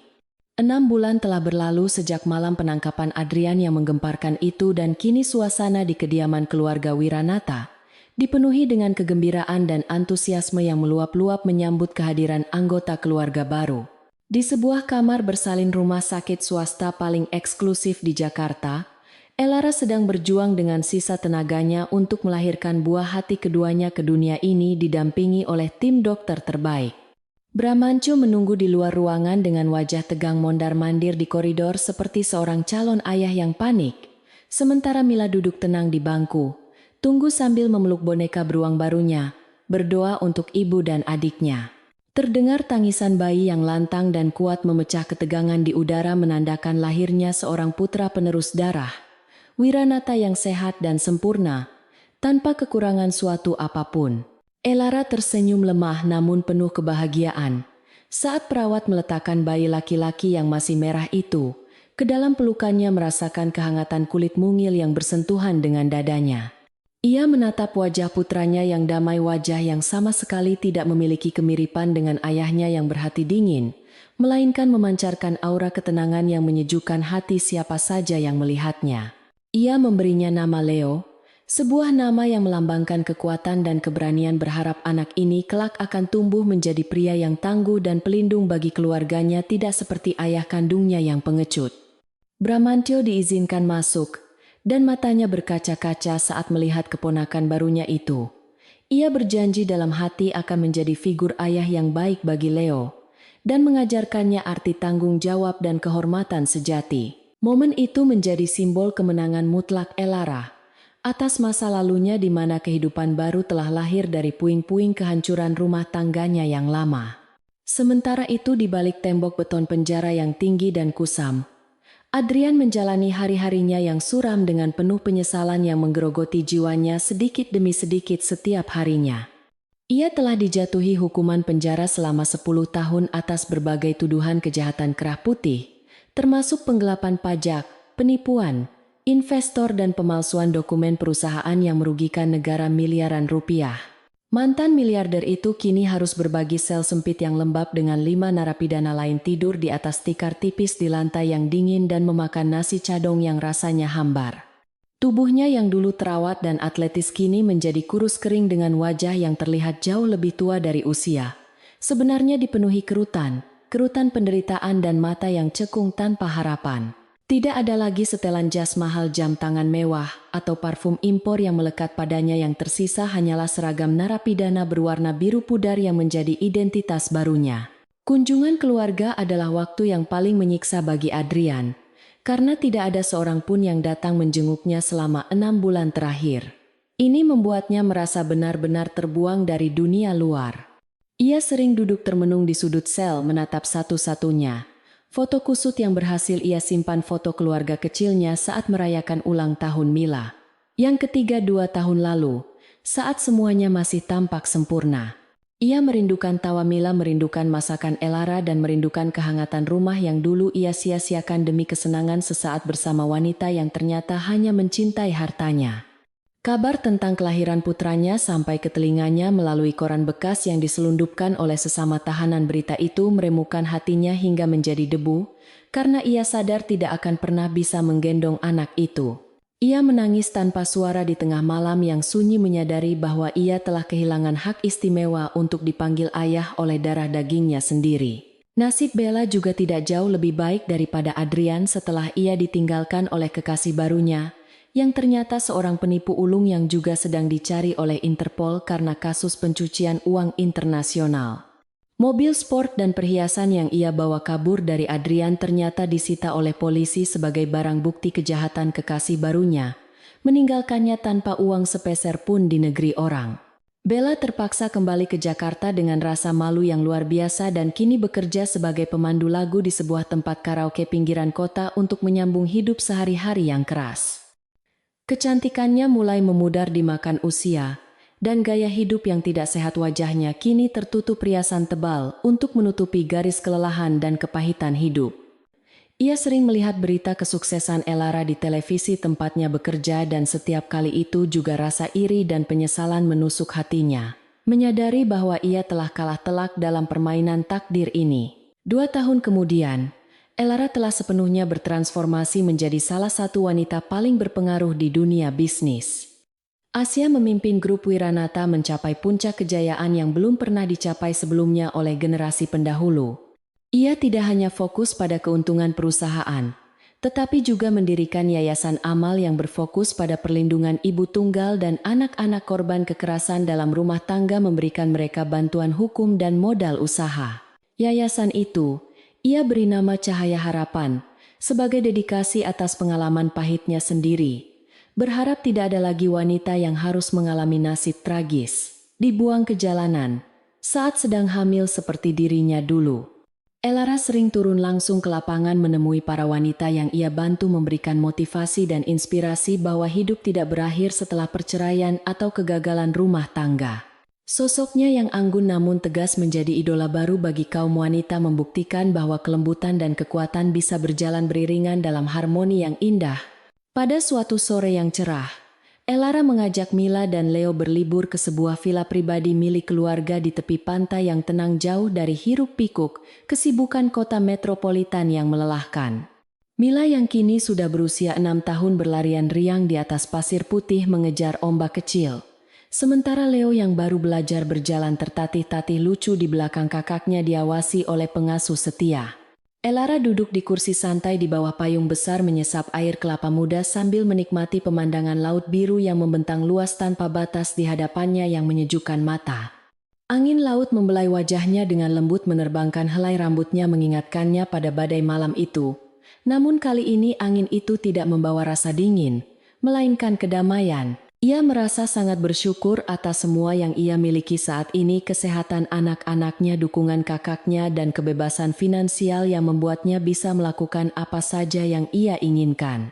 Bramantio berjalan mendekat dengan pakaian santai, membawa 2 piring buah potong segar dan duduk di kursi sebelah adiknya. Ikut menikmati suasana sore yang damai itu bersama-sama. Hubungan mereka semakin erat seiring berjalannya waktu, bukan hanya sebagai kakak beradik, tetapi juga sebagai mitra bisnis yang saling melengkapi dan saling percaya satu sama lain. Bramantio memuji Elara atas keberhasilannya memenangkan tender proyek infrastruktur nasional minggu lalu, sebuah pencapaian yang membuat para pesaing bisnis mereka gigit jari karena iri. Elara tersenyum rendah hati mengatakan bahwa semua itu berkat bimbingan Bramantio dan motivasi dari anak-anaknya yang menjadi sumber kekuatan utamanya untuk terus maju pantang mundur. Mereka berbincang ringan tentang masa depan, rencana pendidikan anak-anak, dan rencana ekspansi bisnis ke pasar Eropa yang sedang mereka jajaki saat ini dengan serius. Tiba-tiba, ponsel Elara bergetar menampilkan sebuah pesan singkat dari pengacaranya yang mengabarkan bahwa Adrian telah mengajukan permohonan pembebasan bersyarat karena alasan kesehatan yang memburuk di dalam penjara. Elara membaca pesan itu dengan ekspresi datar, tidak ada lagi rasa benci atau marah yang meledak-ledak seperti dulu, hanya ada rasa kasihan yang hambar terhadap pria yang pernah menjadi bagian hidupnya. Ia mengetik balasan singkat kepada pengacaranya, memerintahkan untuk tetap mengikuti prosedur hukum yang berlaku dan memastikan bahwa keadilan tetap ditegakkan tanpa ada campur tangan perasaan pribadi. Ia tidak akan menghalangi jika Adrian memang berhak mendapatkan pembebasan bersyarat menurut hukum. Namun ia juga tidak akan memberikan bantuan khusus untuk mempercepat prosesnya. Bagi Elara, Adrian hanyalah sebuah sejarah usang buku lama yang sudah ia tutup rapat dan simpan di rak paling belakang perpustakaan kehidupannya. Matahari mulai terbenam di ufuk barat melukis langit dengan warna jingga dan ungu yang memukau menciptakan siluet indah dari anak-anaknya yang masih asyik bermain pasir di bibir pantai. Elara berdiri dan berjalan perlahan mendekati air laut, membiarkan ombak kecil menyapu kakinya merasakan koneksi dengan alam yang memberikan ketenangan batin yang luar biasa dalam. Ia menarik napas panjang menghirup aroma garam laut dan melepaskannya perlahan seolah melepaskan sisa-sisa beban masa lalu yang mungkin masih terselip di sudut hatinya yang terdalam. Ia menyadari bahwa badai terberat dalam hidupnya justru telah membawanya ke tempat yang paling indah, tempat di mana ia menemukan jati dirinya yang sesungguhnya sebagai wanita yang mandiri dan kuat. Ia tidak lagi membutuhkan validasi dari seorang pria untuk merasa berharga karena ia tahu nilainya sendiri jauh lebih besar daripada sekadar menjadi istri seorang miliarder. Mila berlari menghampiri ibunya sambil membawa sebuah kerang putih yang cantik dan memberikannya kepada Elara dengan senyum lebar yang memperlihatkan gigi susunya yang tanggal 1. Elara menerima hadiah kecil itu dengan mata berbinar mencium pipi putrinya dengan penuh kasih sayang dan mengucapkan terima kasih atas harta karun yang sangat berharga itu. Leo kemudian datang dengan langkah goyah dan langsung memeluk kaki ibunya meminta digendong dengan rengekan manja yang menggemaskan membuat Elara tertawa renyah. Ia mengangkat Leo ke dalam gendongannya dan menggandeng tangan Mila berjalan bersama-sama menyusuri pantai, menuju matahari terbenam yang indah itu. Mereka adalah dunianya sumber kebahagiaannya dan alasan baginya untuk terus berjuang menjadi versi terbaik dari dirinya sendiri setiap harinya tanpa henti. Malam harinya setelah anak-anak tertidur lelap, Elara berdiri sendirian di balkon villa menatap ribuan bintang yang bertaburan di langit malam yang cerah, tanpa awan sedikit pun. Ia teringat pada malam badai di halte bus tua itu, saat ia merasa sendirian dan putus asa berpikir bahwa hidupnya telah berakhir di tangan suami yang kejam. Kini ia berdiri di sini di puncak dunia dikelilingi oleh kemewahan dan cinta membuktikan bahwa roda kehidupan selalu berputar bagi mereka yang tidak pernah menyerah pada keadaan. Elara mengangkat gelas anggurnya ke arah langit seolah bersulang untuk dirinya sendiri di masa lalu wanita yang bertahan hidup di tengah hujan badai demi anak-anaknya. Ia berbisik pelan pada angin malam berjanji akan terus bersinar dan menjadi cahaya bagi orang lain, agar tidak ada lagi wanita yang harus menangis dalam kegelapan seperti dirinya dulu. Kisah hidup Elara Wiranata menyebar menjadi legenda urban inspiratif yang diceritakan dari mulut ke mulut tentang seorang istri yang dibuang seperti sampah, namun kembali sebagai ratu yang menaklukkan kerajaannya. Orang-orang belajar bahwa jangan pernah meremehkan kekuatan seorang wanita yang terluka, karena dari lukanya itulah akan tumbuh sayap yang kuat, yang membawanya terbang tinggi melampaui batas. Adrian sang miliarder yang dulu sombong kini hanyalah catatan kaki kecil dalam biografi kesuksesan. Elara pengingat bahwa kesombongan adalah awal dari kehancuran yang pasti. Keadilan mungkin datang terlambat dan jalannya mungkin berliku, namun ia selalu menemukan jalan pulang kepada mereka yang memegang teguh kebenaran dan kesabaran dalam hati. Elara menutup pintu balkon dengan senyum puas siap menyambut hari esok yang menjanjikan petualangan baru dan kebahagiaan yang tidak akan pernah berakhir. Di kejauhan suara deburan ombak terus terdengar konstan dan menenangkan seirama dengan detak jantung. Elara yang kini berdetak tenang penuh kepastian dan harapan. Badai telah berlalu sepenuhnya, langit telah cerah, dan sang ratu telah kembali menduduki tahtanya dengan anggun dan bijaksana selamanya. Tidak ada lagi rasa sakit, tidak ada lagi air mata, yang ada hanyalah masa depan yang cerah. Benderang membentang luas di hadapannya, seperti samudra yang tak bertepi. Dan di sanalah Elara berdiri tegak, dan tak terkalahkan menikmati kemenangan terbesarnya, yaitu kebahagiaan sejati yang ia bangun dengan tangannya sendiri.